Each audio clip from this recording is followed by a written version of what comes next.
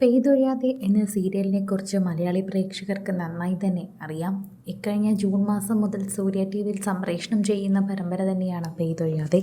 പ്രേക്ഷക പ്രീതി നേടിക്കൊണ്ട് മുന്നേറുന്ന ഒരു പരമ്പര ആയതുകൊണ്ട് തന്നെ സോഷ്യൽ മീഡിയ പ്രേക്ഷകരെല്ലാവരും പങ്കുവയ്ക്കുന്ന ഒരു വാർത്തയായി ഇത് മാറുകയാണ്.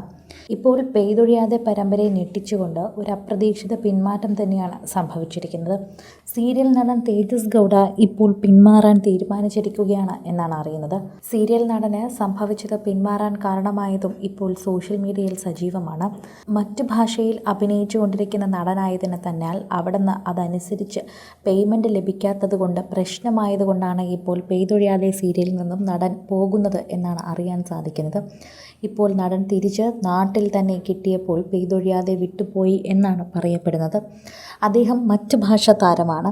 ആ ഭാഷയിൽ തന്നെ നല്ല അവസരം ലഭിച്ചപ്പോൾ താരം അങ്ങോട്ടേക്ക് പോവുകയായിരുന്നു എന്നാണ് പറയുന്നത്. തേജസ് ഗൗഡ ഇപ്പോൾ സോഷ്യൽ മീഡിയയിൽ വൈറലാണ്. തേജസ് ഗൗഡ എന്തുകൊണ്ട് പെയ്തൊഴിയാതെ എന്ന സീരിയലിൽ നിന്ന് പോകുന്നു എന്നാണ് പ്രേക്ഷകർ ആദ്യം ചോദിച്ചെത്തിയത്. പ്രശ്നങ്ങൾ കൊണ്ടാണോ എന്നൊക്കെ സോഷ്യൽ മീഡിയയിൽ പലരും ചർച്ച ചെയ്യുന്നുണ്ട്.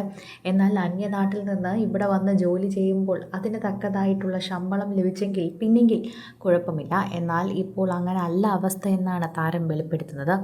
അതുകൊണ്ട് തന്നെയാണ് ഇപ്പോൾ തേജസ് ഗൗഡയ്ക്ക് ഇവിടെ നിന്ന് പോകേണ്ടി വരുന്നത്. കുറച്ച് ദിവസങ്ങൾക്ക് മുൻപ് തന്നെ പെയ്തൊഴിയാതെ സെറ്റിൽ ചില പ്രശ്നങ്ങൾ നടന്നിരുന്നുവെന്ന് വാർത്തയുണ്ടായിരുന്നു. അതിന് ഏതാനും ദിവസങ്ങൾക്ക് മുൻപാണ് നടൻ്റെ പിന്മാറ്റം ഉണ്ടായത്. നടൻ പോയതിന് തൊട്ട് പിന്നാലെ തന്നെയാണ് ഇപ്പോൾ ഈ പ്രശ്നങ്ങളെല്ലാം ഉണ്ടായത്. അതുകൊണ്ട് തന്നെ ആ സീരിയലിന് എന്തോ ഒരു കഷ്ടകാലമുണ്ട് എന്നും അതിൻ്റെ ഐശ്വര്യമായിരുന്ന ഈ നടൻ തേജസ് ഗൗഡ പോയതിന് ശേഷമാണ് അവിടെ ആകെ പ്രശ്നമായത് എന്ന് തന്നെ പറയുന്നുണ്ട്. ഈ സീരിയലിൽ സംവിധാനം ചെയ്തിരുന്നത് കെ രാജീവായിരുന്നു. അദ്ദേഹം പിന്മാറിയത് കൂടെ ആയപ്പോൾ ഈ സീരിയൽ ഇനി എങ്ങോട്ട് പോകും എന്ന് തന്നെ അറിയില്ല.